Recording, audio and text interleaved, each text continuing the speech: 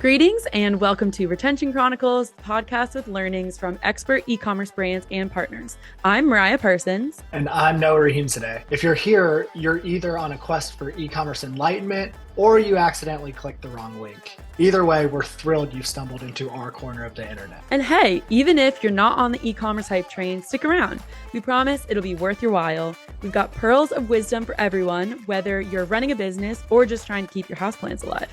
Exactly. So before we unleash the brilliance of today's episode, let's give a shout out to our fantastic sponsor, Malomo. They're the wizards behind the curtain, making the post-purchase experience smoother than a jazz solo. Hit that subscribe button like it will increase LTV overnight, and check out our other episodes at gomalomo.com. That's GOMALOMO.com. Get ready for insights, chuckles, and possibly a profound realization or two. Here's our newest episode of Retention Chronicles.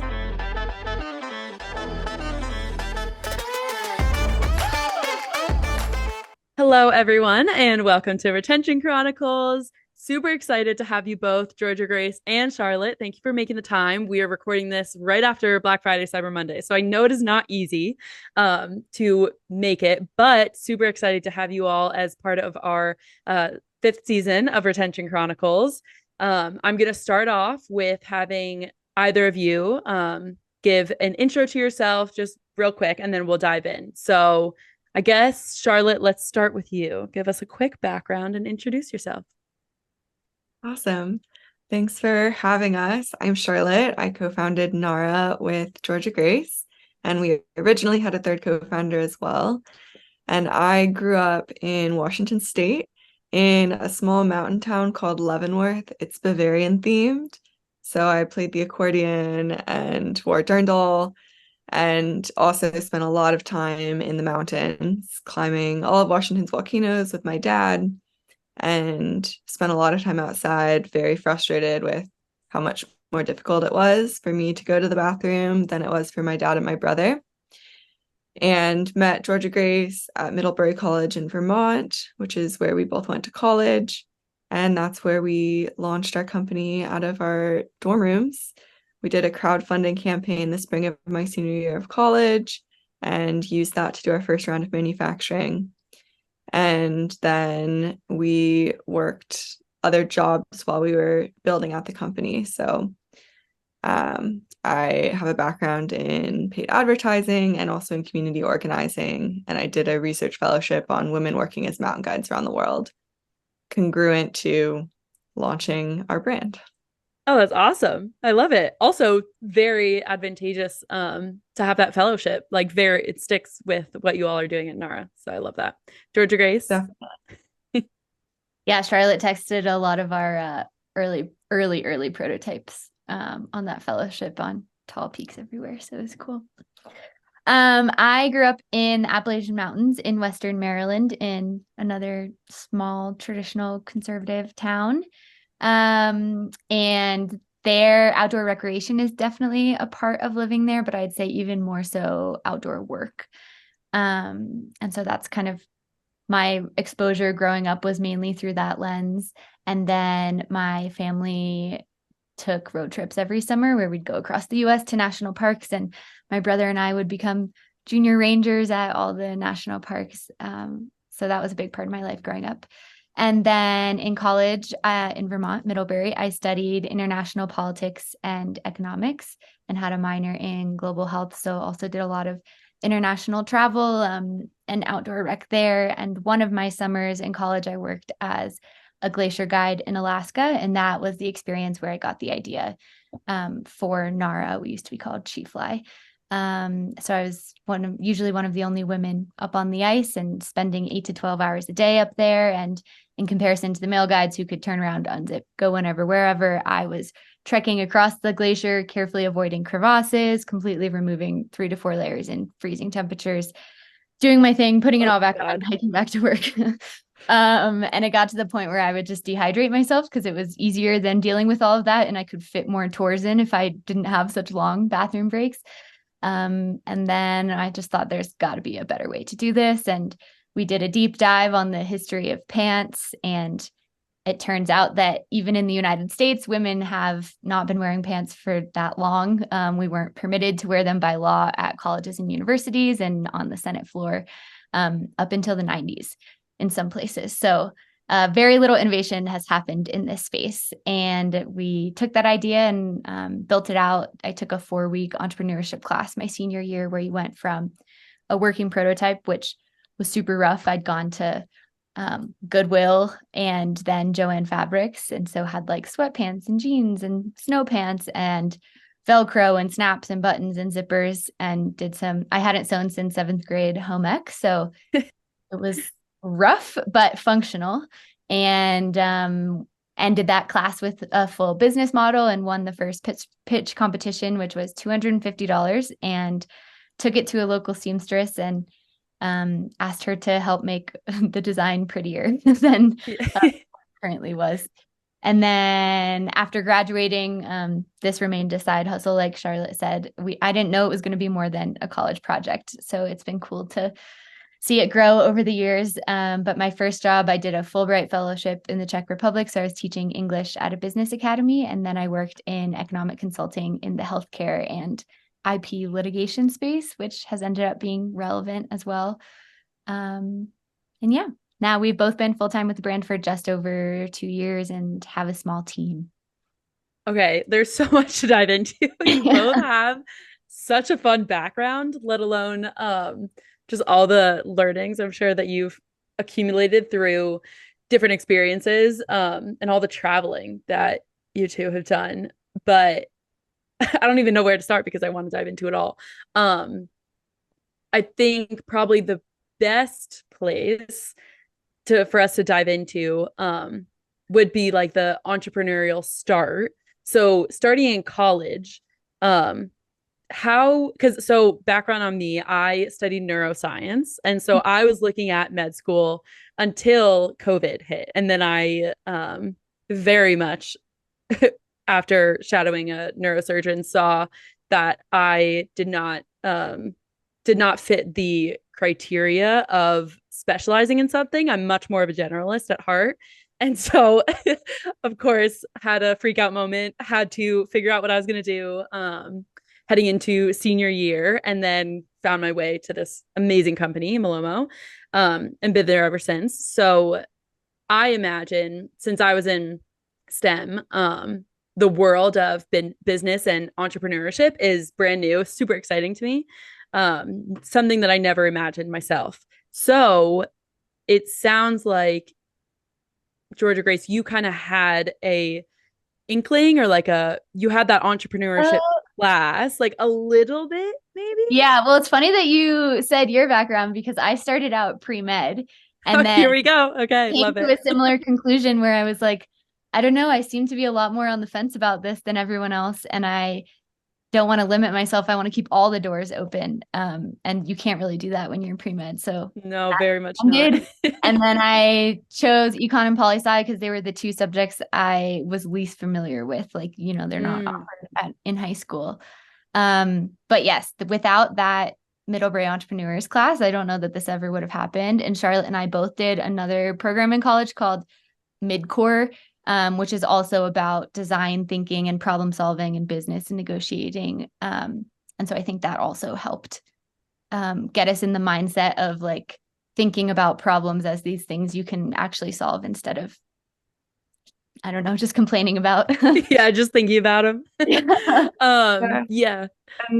I studied philosophy with a minor in studio art, and the reason I went with philosophy was because that department let you ask the most why questions. I kept getting in trouble for critiquing the perspective, the lens that disciplines use to approach concepts instead of actually talking about the concepts in my papers. So philosophy made sense. They celebrated that. And I did another fellowship in college that was a social entrepreneurship program where you got training over the whole course of your time in school and funding to study social entrepreneurship in a way that wasn't really offered at Middlebury. Middlebury is a very small liberal arts school, so Georgia Grace and I pretty much maxed out the entrepreneurial programming that's offered academically through these 2 classes that exist. And the fellowship allowed me to study at the African Leadership University and be able to learn more about social entrepreneurship beyond just what was offered academically. And before working on Gnara, I was running my own art business. And so I was focused on the advertising of that and sold art at an art fair in the summer as my job between school years. But I was realizing pretty quickly that it was really difficult to scale that type of business and that I wanted to try to do something that was bigger and that could also have a bigger impact, because it felt pretty repetitive to try to sell the same paintings over and over again in the form of prints. And I didn't want to just be nailing everything myself forever. Mm-hmm. I'm glad you said what art, because I was like, I'm gonna ask what type of art. Okay, love it. Were you gonna add something, Georgia Grace? Just that I think the place where we ended up getting the most business specific education and experience and learnings was from the 2 accelerator programs that we did in 2021. The first was the Moose Jaw Mountaineering Outdoor Industry Accelerator Program. So that's hosted by Moose Jaw. And we learned a lot about wholesale relationships and a little bit of marketing as well in that accelerator. So that's where we got our first purchase order to be in all Moose Jaw stores nationwide. And then the second accelerator that started literally right after Moose Jaw ended was the Mass Challenge Accelerator out of Boston. And that one was not outdoor industry specific. And so we were definitely in the minority as a product-based business period within that. And it was over 200 companies, and we won the top Diamond Award, which was $100,000 cash. Wow. And that really jumped off full time. I bet that goes a lot further than your 250 from the original certainly. contest. But that on its own was not even enough for the first purchase order with the factory we now use. So it was a lot of money at the time, but we have since learned that is a drop in the bucket of how much stuff actually costs. Perspective, it changes things, right? Okay, so walk me through the accelerator programs a little bit. I'm going on a tangent, which we love tangents here.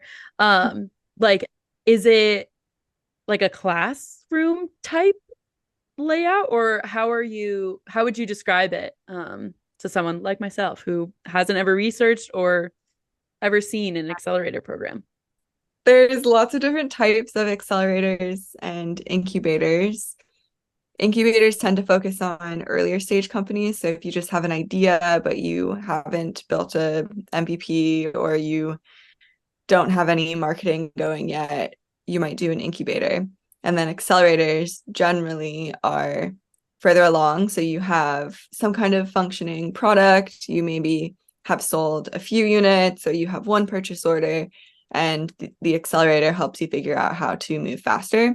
And then there are also later stage programs. So you might be in a program that's focused on fundraising or focused on how to get deals with the military or something like that.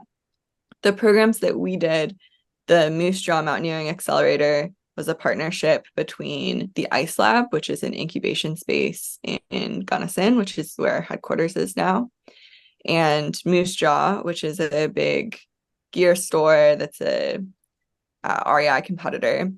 And they brought 4 companies together, and we stayed on site for most of the program. The first portion was on Zoom, and we had context there. Shar and I were back living in a dorm for 2 months on site at Western Colorado University, which is where Ice Lab, the co-working space, is. And in my head, I was like, this is either a really good sign or a really bad sign that we are back in a dorm room this many years after graduating, working on this again. Turned out to be a good sign, though. Yeah, definitely. Yeah, it definitely worked out. But there were classroom portions where they would bring in an expert to talk to us about a particular area, and then also a lot of sessions talking with other entrepreneurs or people from the community who had different experiences or skill sets that could support us. A lot of accelerators are all online now because that's just a much easier and more cost-effective format. You definitely lose a lot of camaraderie and relationship building when you have it online, but you're able to attend a lot more sessions and you don't have to uproot your whole life. Georgia Grace and I had to move to Colorado for 2 months to live in this dorm, and I still had a full-time job. So I was working my full-time job around these sessions, and she had to take a sabbatical in order to do the program. And so that made it a lot more difficult. Whereas the program that we started literally the week after Moose Jaw ended was called Mass Challenge.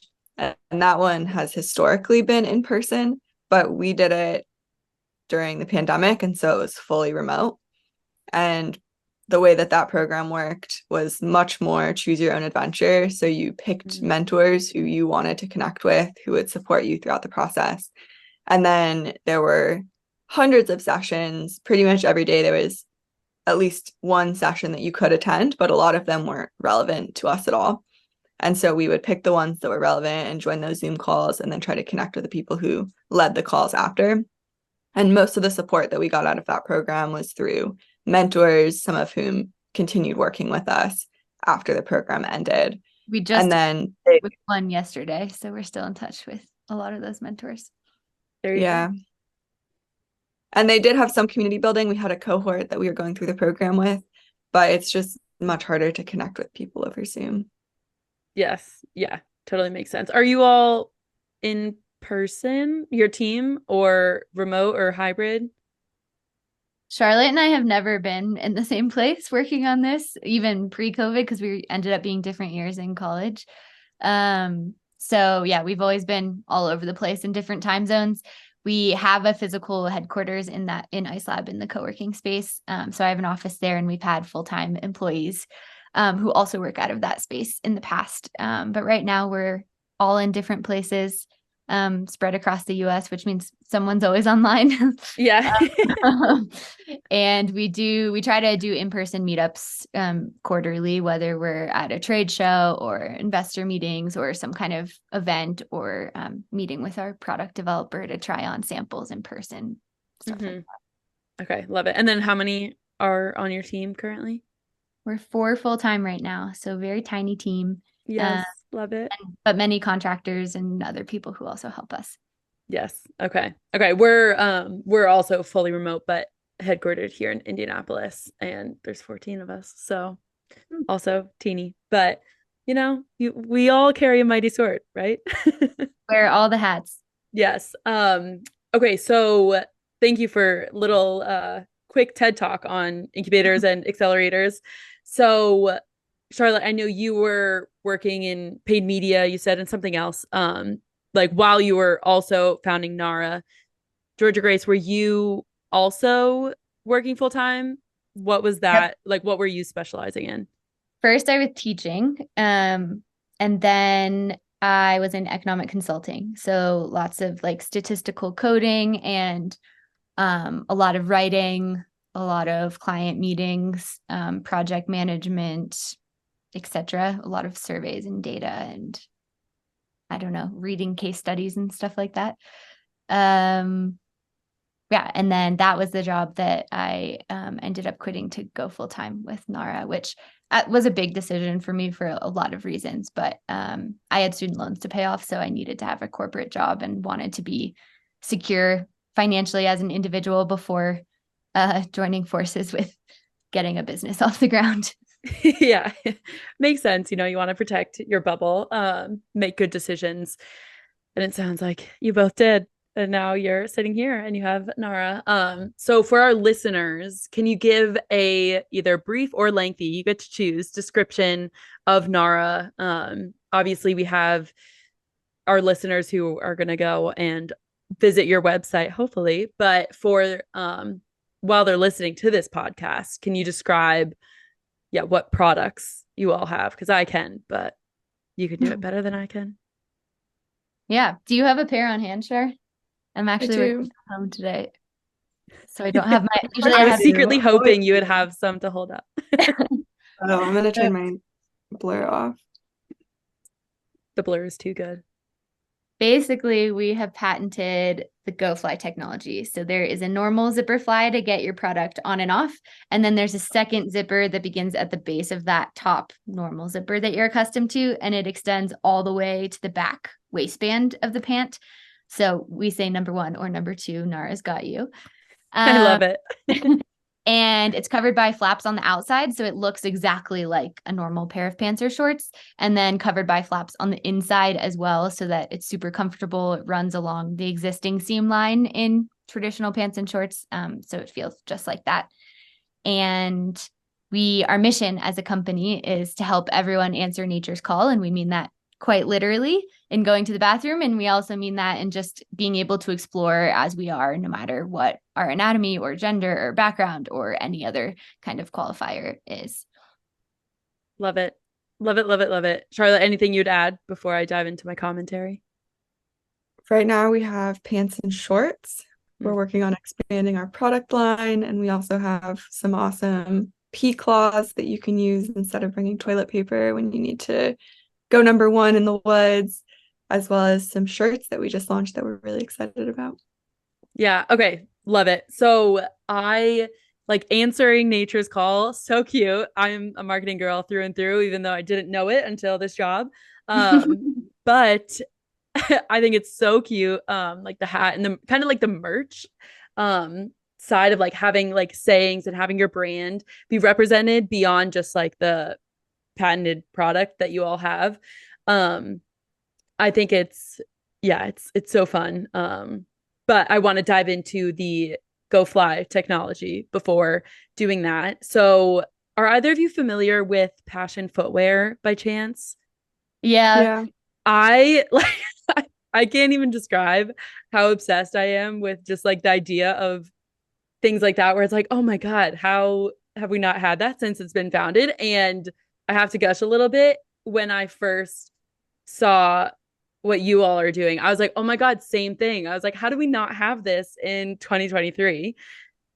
And so with like all the wonderful minds of the world, so I am just now like forever curious about patents and like how you actually go about like pursuing the creation of the actual technology. Like who's on hand? I know Georgia Grace, you were saying like you went to Joann's, which being from New Jersey, I'm very familiar with Joann's.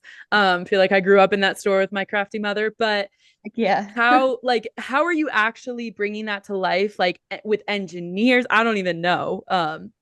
Like who are you tapping in for those conversations? Like manufacturers, all that stuff. How are you finding the right manufacturers and warehouse and everything to bring your design, your like revolutionary design to life?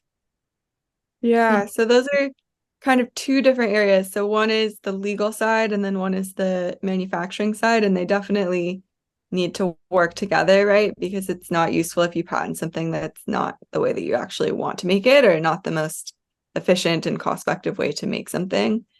So we definitely started with home ec sewing and then pretty quickly graduated to working with seamstresses. Another detail here to help you visualize this, because we don't share early product photos often, because they're kind of horrendous. I can't believe anyone took us seriously.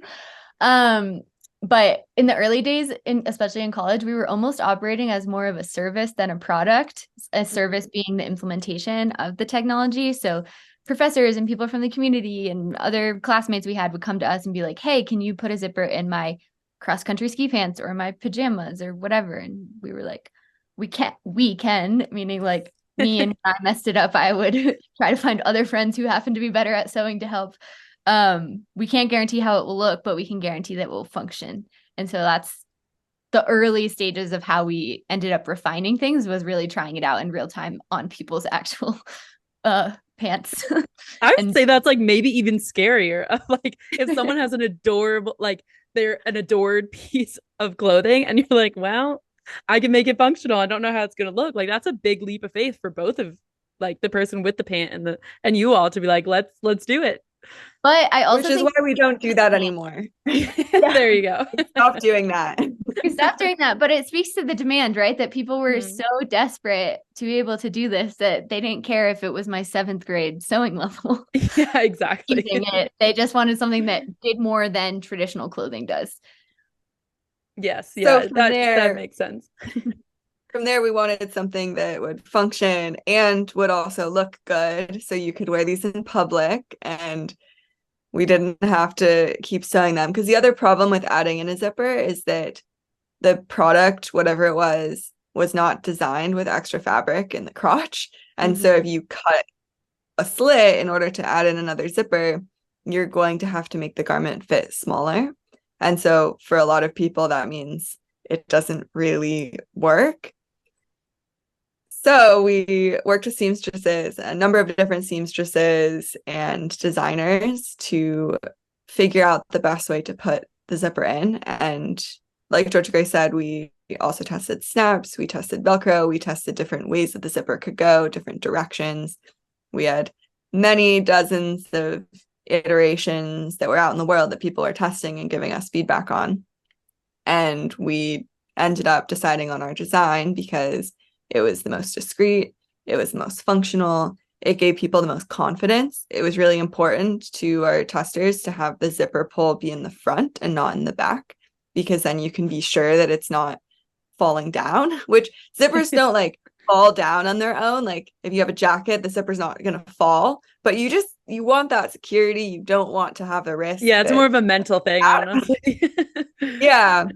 And also, like, people have fear of like someone coming up behind them and pulling on their zipper, which like probably won't happen, but it definitely won't happen when it's from the front and it's within your line of sight.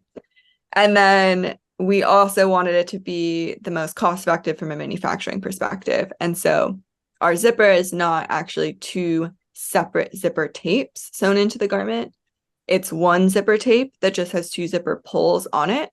And so that makes it cheaper to manufacture and it also reduces bulk, but it still functions as though it's 2 completely separate zippers. And so you can wear our pants and just completely ignore that there's a second zipper there if you like the comfort and the fabric that we've used and the fit. And we have customers who do that, who tell us they love the pants and that they don't even use the zipper.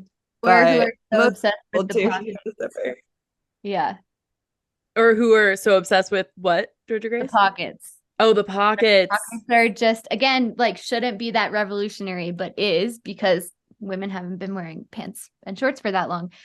We just have bigger pockets so women can actually carry what the things that they need, which is like not a novel, shouldn't be a novel concept, but there's a reason that when you tell someone you like their outfit, especially if it's a dress, the first thing they usually say is, thanks, it has pockets. Yes, yeah. I've seen on TikTok just like a bunch of just, you know, how creators are creating everything about everything these days, like how the design of clothes changes obviously like per gender, but also per like industry and all those things. And we had our VP of operations at Andy Swim on the podcast, and she was telling me how like the design of like taller torsos, like there just really isn't for swimsuits. There isn't like much flexibility in your like templatized swimwear. So she was saying how they had to like go through all this process of basically like revolutionizing the design so you could have the tall fit. And so similar, like ever since I heard her say that, now I'm like, oh my God, it's just so interesting, all the little details that you wouldn't think about manufacturing clothing until you're actually in the industry. And pockets are also one of those things where it's like a secret sauce, even though it really shouldn't be, you know? Yeah. So it's having like an inclusive size range, because that requires a completely different sizing gradient than the quote unquote core sizes traditionally. Yes. Something people don't think about. Yeah. I learned that I guess it's like incrementally the normal, or like how we've always done designing for clothing is like incremental increases, even though it shouldn't be, right? Like just because like it's not a direct like one-to-one relationship right? Like there's like so many different variables that you have to take into account, where if you're looking at different sizes, then it doesn't make sense to have like a 1-to-1 ratio about like just the way that clothing would fit you. So it's always fascinating me since. And Yeah, like if you have a bigger waist, it doesn't mean you're taller. So like dragging a corner up doesn't fix it. There's another interesting podcast that's about the history of apparel and sizing, and like all women's sizing standards to date have come from the dimensions of like one specific woman in history who it was just decided is the ideal whatever size. And that's how like all initial sizing was created. So when women complain about having a tough time finding things that fit, it's because like initial sizing was one person. You're telling me? Woman. Oh my God. Yeah. Because now what brands do is every brand picks what their customers' shape should be, and that's called your fit model. So you might have your core size be like a 6 or a 2, depending on your size range. And then you fit everything back to that person. And that person might have a really different body type. They certainly do have a very different body type than everyone who actually wants to shop a brand. So like I know that Patagonia clothes fit me a lot better than Prana clothes do. Mm-hmm. And even if it's the right size, it's not that I need to size up or size down. The shape is just not right. And women feel that when you're going to the store to try on clothes, but it's real and it's a fact of how we're mass producing clothes. Like it's really difficult to make clothes that are going to fit everybody when you have to just make thousands of that exact style. And so we've added a lot of stretch in our fabric and a lot of adjustability. So there's a tie at the waist so that you can cinch it in. The fabric is super, super stretchy. It feels almost like a legging. And then you can also roll them up at the bottom and snap them into capris, and you can cinch them into a jogger.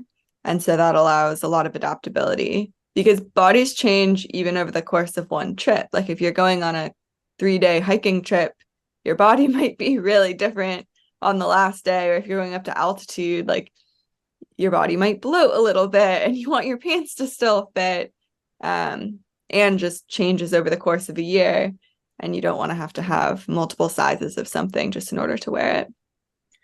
But I love it. Finishing my answer to your first question about patents. Yeah, sorry. See, this is what happens is we just keep talking and it's like too good. So thank you for bringing us back. That should be my job, but you know what? I love it.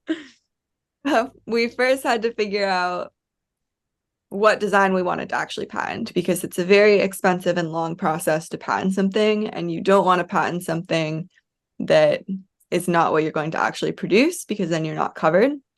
So there's multiple types of patents. There's utility patents and design patents. And with utility patents, you can file a provisional patent. So that basically says, we're working on this idea. We have a bunch of different ideas. We haven't narrowed it in. We haven't finalized exactly what it is yet, but like we're putting our flag in the ground and saying that this is something that we've invented and that we're going to pursue a patent in. And then design patents are more basic. They're mainly just a drawing.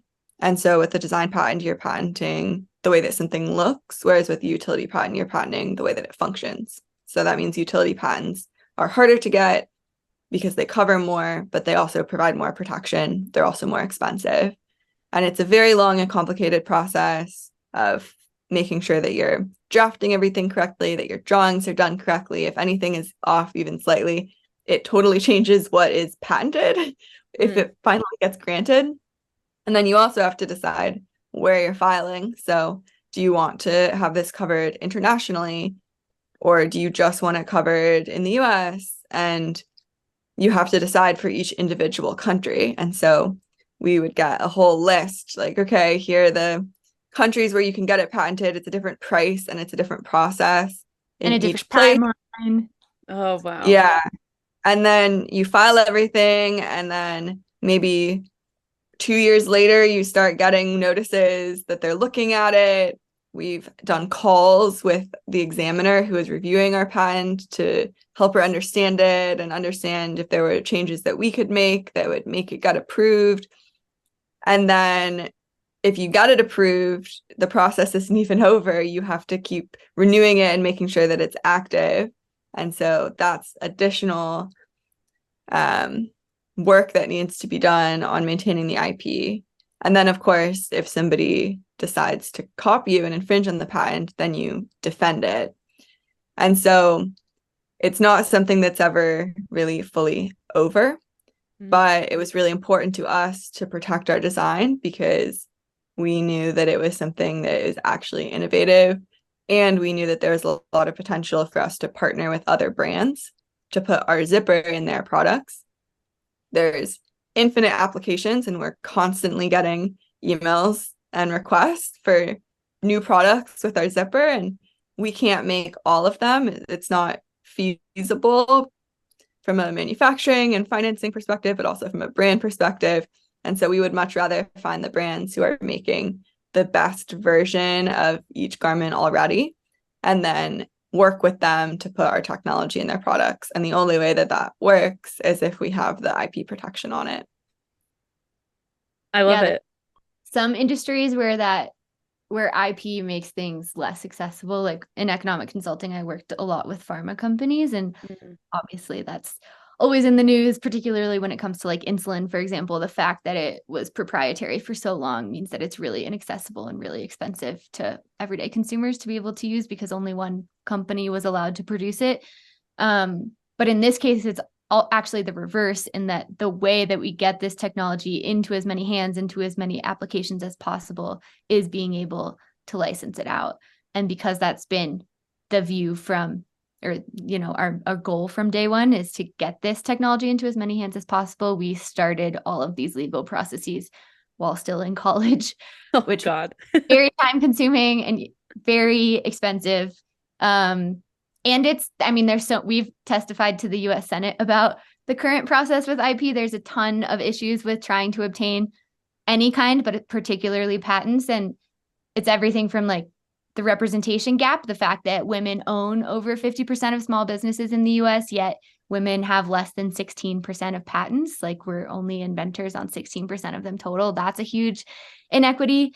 And then also there are a lot of things with startups where you can be scrappy and you can teach yourself it, but law, and particularly intellectual property, is so convoluted and intentionally designed that way so that you have to go through a lawyer. It's very rare.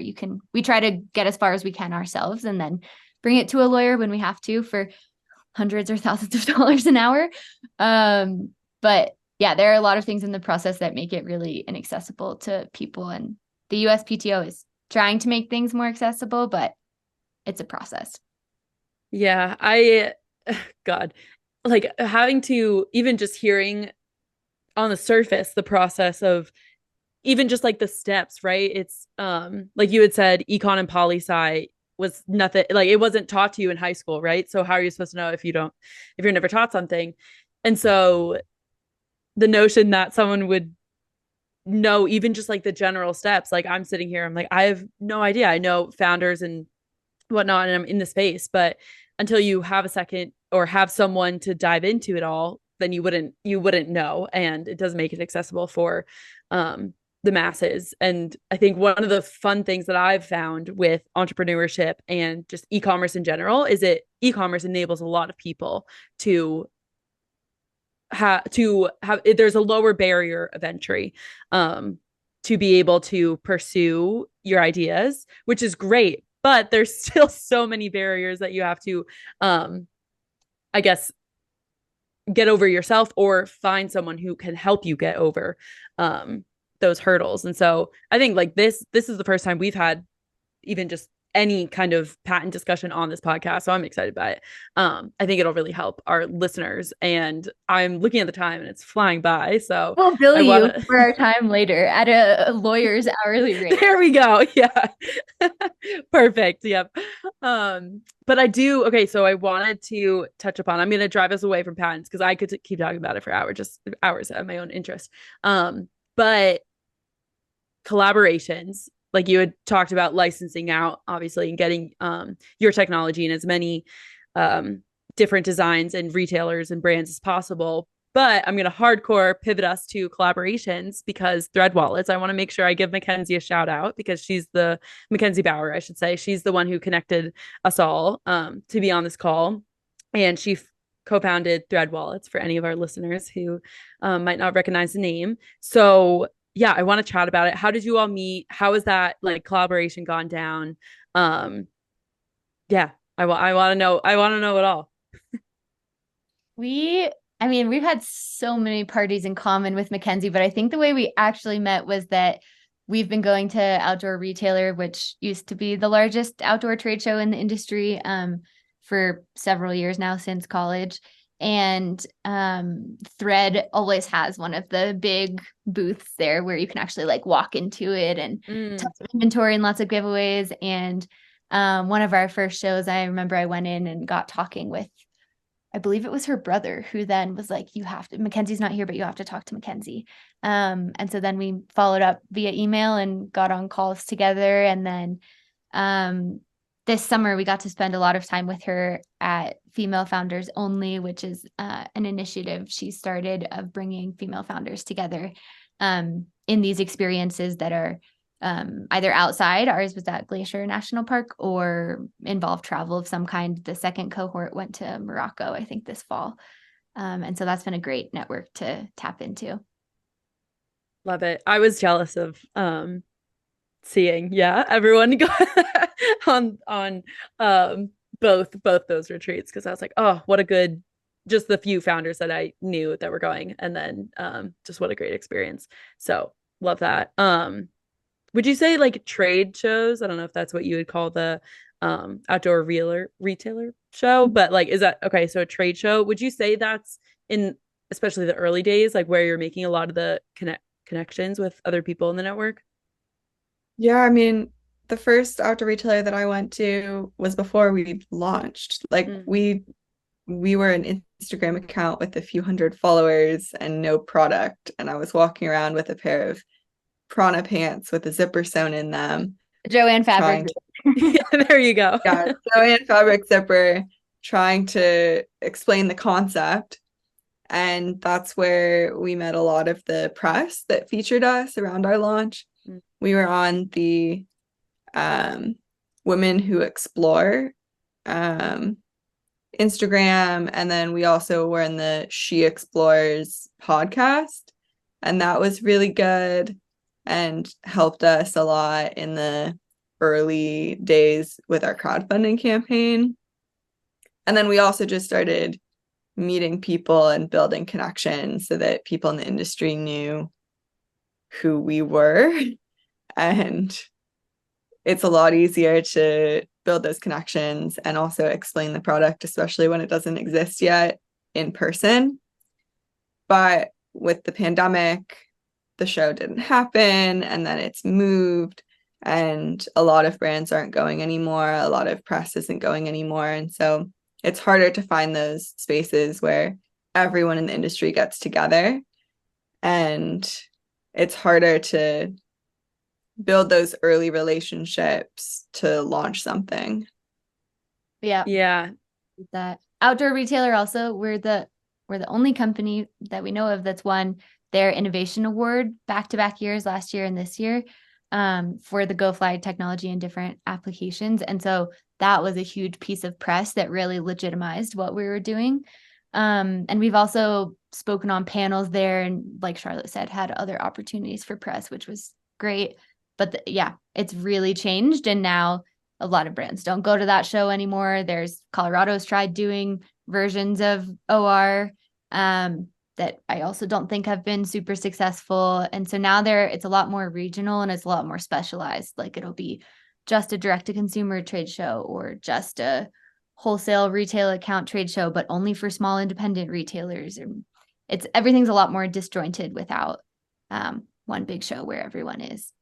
Oh, that's interesting. Okay. I would have guessed that a lot of that community aspect would have maybe moved online, but maybe it just, shrunk down to cover. People tried to move it online. There were a couple of online shows, but they just weren't very fun. It's not the same. Yeah. And what was fun about Outdoor Retailer was that everyone was there, from the biggest brands to the smallest brands, influencers. If you were in the industry, you really had to be there. That's where everyone was. The big brands would bring in their sponsored athletes. So there would be huge names who would be there speaking, and then everyone would go to the same events after. And so you would be at a brewery or a party or in a climbing gym with everyone who you needed to meet, basically. And then as the shows have gotten smaller, a lot of those people have stopped going because they don't need to. Their brands are big enough or their followings are big enough that they don't rely on the shows. And so it's a lot of the smaller brands and smaller influencers and press who are still going because they want to build that community. And there's just no way to get that connection between people who would never otherwise set up a call if you don't have something happening in person. I see. Yeah, makes a lot of sense. Okay. Super interesting to me. How I built this podcast, the Ty Haney episode on outdoor voices, Outdoor Retailer is also the show where she got her start. Okay. It really is the place where all new companies started. Okay, look at that. Factory, found their marketing, everything. Found their factory. A lot of word of mouth recommendations I'm assuming happen, like where it's like, oh, you need to talk to this person, you need to talk to this person, blah blah blah. lot of natural connection, which I always love, and I would love to get back to a point where that is happening more. So hopefully, fingers crossed, that happens. Now, I know we're coming up on an hour being here, so I want to be gracious of our time. Do you two have an extra couple minutes to round out our two last questions? We do. Yeah. Wonderful. Okay. Hardcore pivot again, because I just need to race through these questions. So one of the things that we're always curious to hear from a brand side of things is, where are you looking to learn? Obviously, we just rounded out a conversation talking about trade shows and connecting with other people. But when you're not attending those trade shows, who are you looking to? Are you looking to other brand operators for that word of mouth recommendation? When it comes to, like, when you're trying to solve a specific issue, are you looking at online forums? Are you like doing a deep dive in Google on like different websites? Where's each of your like go-to places when you're trying to learn about something new that you might not have a solution for? Yeah, I usually start in Google and maybe a YouTube video and try to get a sense of what the options are, what the common suggestions are, and then I will take it to a founders group. So I'm in a couple of different ones. And that's really helpful, because if you say, hey, I'm looking at these 3 platforms that all provide the same service, what does everyone else do? Do you hire someone part-time? Do you use an agency? Do you use this Shopify plugin? And usually other people have gone through the same process and might have experience with all of the products or a particular one and can give input. Love it. Georgia Grace, what about you? Same thing? You're shaking your head? Yep, I do the same things for my workflows. And then the next level that we both utilize as well is that we send out a monthly mentor newsletter for people who have been fans of the brand and have helped us in the past. And we always put 3 asks each month, that it's just like, hey, we're considering doing this. Thoughts, basically, whether it's for intros or advice or help of some kind. And that's also a good way to get more tidbits. But yeah, generally talking to other founders is the most useful because they're the closest to it. Okay, awesome. I know, because I'm in the limited supply Slack channel, that there's like founder groups in that community. Are there any other like founder communities you would want to shout out for our listeners if they're looking to join some? Yeah, it all depends on the scale and size and industry of your business. Right, yeah. Ones we've used are the Founded Outdoors Slack. And then we have a Slack for each of the accelerators that we've been in. And then Shar was a Tory Burch fellow this year, so she has that channel. I was a Futurist Project fellow and a Wild Gift fellow this year, so I have those groups. Trying to think if any others come to mind. I don't know. I could pull up our Slack list of You There's have a lot of yeah. You were there's a running. lot of Facebook groups too. Like if you search for your industry and entrepreneur, you'll find something on Facebook, but they're going to be the most helpful if they're quite narrowly tailored towards whatever your business is. And also you can start one. Like I also have some just chats with people who have similar businesses, and even though there's only a few people in it, that can get the best results because they really understand what it is we're looking for. Yeah, love it. Have those trusted individuals that you can go to at the drop of a hat. Okay. Thank you. Thank you both for sharing. I always find it so interesting to see what people say to that question of where they go to learn. And then to round out the episode, I also wanted to ask, is there anything you're focused on right now? New launches, like I said at the beginning of the call, Black Friday, Cyber Monday just ended. So yeah, always love to open up the question if there's anything our listeners should be drawing their attention to as they finish up listening to this episode. I can think of two. Shard, chime in if you think of anything else. We're recording this right after Black Friday, Cyber Monday. So we are coming off a really strong sales period, and we hope that it's still going strong when this airs in January. So if you're listening to this now, we're still trying to sell product, so please buy. And then the second ask is that in addition to our direct-to-consumer online revenue channel, as well as our wholesale retail channel, we're working on a licensing channel. And so getting the GoFly technology into those other products, like we mentioned. So if there's an application that doesn't exist that should have a GoFly zipper in it, let us know and put pressure on whatever the brand is that you want to see incorporate the GoFly tech, because that goes a long way in helping start and continue that process. Love it. Love it. Charlotte, anything you would add? Yeah, I would say following us online helps us a lot, and we're funny, we promise. So following us I can on attest to that. So TikTok, Instagram, Facebook, signing up for our email list, SMS. It really helps us. And if you can engage with posts, share them, save them, even if maybe the product isn't the right fit for you, that helps us. Word of mouth is still a huge driver of sales for us. And so spreading the word really makes a difference and is not insignificant at all. Love it. Love it. And hopefully, even if, it's not the right time for the product, you can send it to someone else who is outdoorsy, Instagram, TikTok, they make it so easy. I feel like I get like 20 messages a day of people just sending me TikToks that I should watch. So love it. Thank you both for being here again to make the time during such a busy time and season, but really just anytime. I'm always grateful for our wonderful guests who do so. And it has been so fun chatting. I can't wait to continue to learn from you both.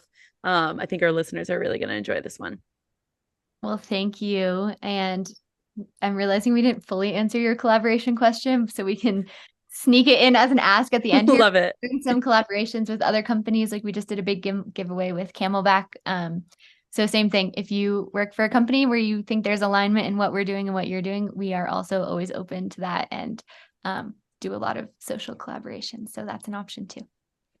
Love it. I love a good social collab, Makes the world go round. It's a lot of fun. Okay. Thank you again. Thank you.